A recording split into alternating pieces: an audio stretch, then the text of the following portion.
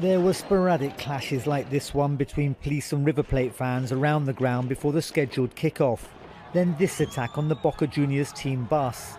It left 2 players injured by broken glass, others coughing on police tear gas. Hay solamente 3 o 4 jugadores que Their star player, Carlos Tevez, said they were in no fit state, but were being obliged to play. Firstly, the kick-off was delayed by 2.5 hours. The 66,000 River Plate fans inside the stadium waited and waited. Then the authorities postponed the game for 24 hours. No es una guerra, esto es fútbol. It's not a war, it's football. We have to consider the technical, the medical, and the professionals. And we've decided that neither of the teams meet the conditions, and we're in agreement. We're here to support them, not make demands.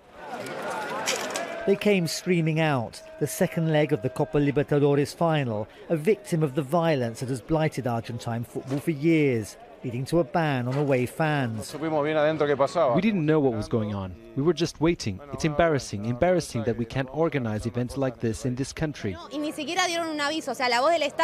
didn't even tell us what was going on. They never said the game had been suspended. There was just confusion with people saying they're saying this and they're saying that.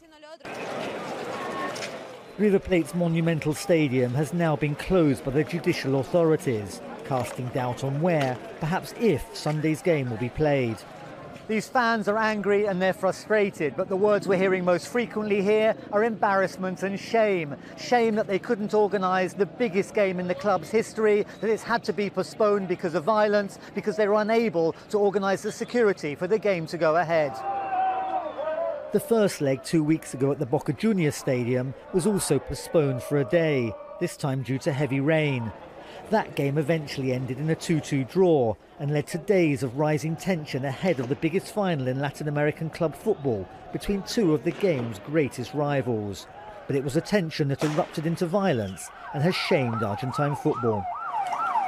Daniel Schweimler, Al Jazeera, Buenos Aires.